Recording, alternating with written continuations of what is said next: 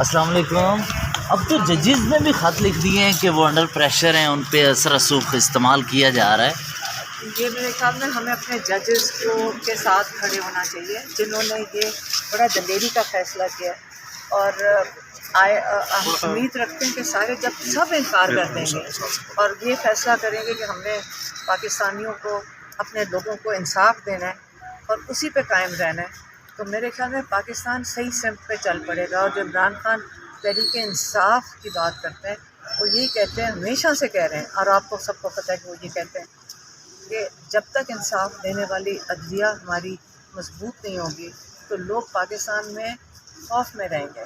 اور اس خوف کی وجہ سے آپ دیکھیں، جب عدلیہ کے جو احمقانہ کیسز عمران خان پہ بنائے گئے ہیں اور لوگوں پہ بنائے گئے ہیں اور دہشت گردی کے کیسز بنائے گئے، اس کی وجہ سے جیلوں میں ڈال دیا گیا ہے. ان کو انصاف کسی کو دینے کے لیے کوئی ہے ہی نہیں جج جس کے پاس ہم جا کے ہم کہیں کہ جی ہمیں انصاف دیں، ہمیں ان جیلوں سے نکالیں جہاں پہ ٹرائلز ہی نہیں چل رہے.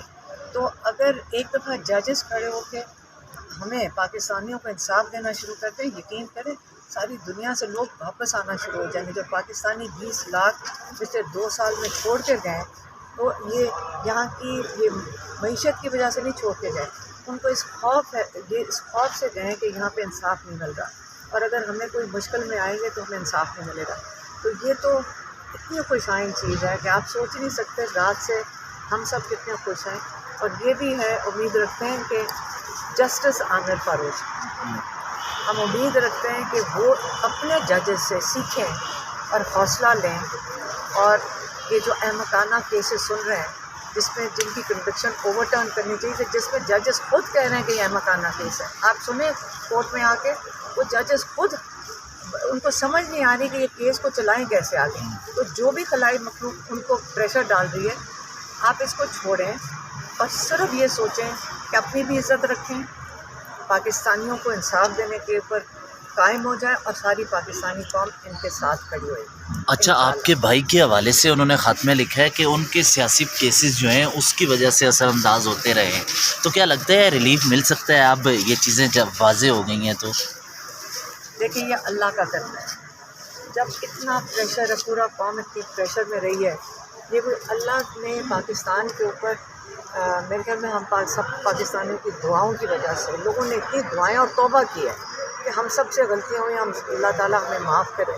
کیا پتہ اسی کی وجہ سے اللہ تعالیٰ لوگوں کے دلوں میں یہ چیزیں ڈال رہے ہیں کہ آپ کھڑے ہو جاؤ اپنی قوم کے لیے. تو اگر ججز بھی کھڑے ہو گئے اور سیاستدان بھی کھڑے ہو گئے تو پاکستان کا تو مستقبل بہت روشن ہے. اچھا، میں یہ کہہ سکتی ہوں. علیمہ خان صاحبہ، ان 6 ججز کے خط لکھنے سے کیا جو سائفر کیس ہے اس پر کوئی اثر پڑے گا؟ اب مجھے نہیں پتا کہ ویسے تو میں کتنی دفعہ ہم نے کہا عمران خان جیل میں بھی نہیں ہونا چاہیے. عمران خان کو تو اول جیل میں ہونا، یہ سیاسی کیس ہے. یہ اس کے جو کچھ بھی نہیں ملا عمران خان کے اوپر، یہ سائفر والا کیس تو صرف میں تو کہتی ہوں چلنا چاہیے. سائفر کیس کو چلنا چاہیے، سائفر کیس کو کھلنا چاہیے. سائفر کیس اگر کھلتے ہیں نا تو یہ بہت پاکستان کے لیے بڑا ضروری ہے کہ ایک دفعہ آپ دیکھ لیں کہ باہر سے جب اس قسم کا پیغام آتا ہے ایک سرکاری افسر سے، جس کو آپ نے سب نے دیکھا ہے کہ وہ اپنے جو الیکٹڈ نمائندے ہیں امریکہ میں، کانگریس مین، ان کے سامنے جس کو جواب دینا پڑ رہا ہے، وہ بندہ یہاں ایک فون کال کرتا ہے اور اس کے نتیجے میں ہم اپنی حکومتیں گرا دیتے ہیں. اور اس کو بچانے کے لیے، آپ اس لیے اس کی نوکری بچانے کے لیے اس وقت عمران خان جو ایک ایکس پرائم منسٹر اور ایکس فارن منسٹر کو جیل میں ڈال دیتے ہیں. تو یہ کیس تو میں تو کہتی ہوں اس کو ختم ہونے کی بجائے میرا تو دل ہوگا اس کو کھلنا چاہیے. یہ سائفر کا کاغذ کھولیں. جو ججز نے بھی اس دن پوچھا یہ کیا چیز ہے جس کے اوپر کیس چل رہا ہے، کیونکہ نہ پروسیکیوشن نے وہ سائفر کا کاغذ دیکھا ہے، نہ ڈیفینس نے دیکھا ہے، نہ ججز نے دیکھا ہے. تو یہ تو اتنا تو کیس وہ پوچھ رہے ہیں ججز کیسے بنے. تو یہ میرا خیال ہے سائفر کا کاغذ آج کھل جانا چاہیے. کیا عمران خان کے نالج میں یہ بات لائی گئی ہے ان 6 ججز کے خط لکھنے کے حوالے سے؟ نہیں، ہمیں یہ نہیں پتا کیونکہ وہ تو جیل میں کل رات کو گیا ہے. اوکے، کیا پتہ تھینک یو.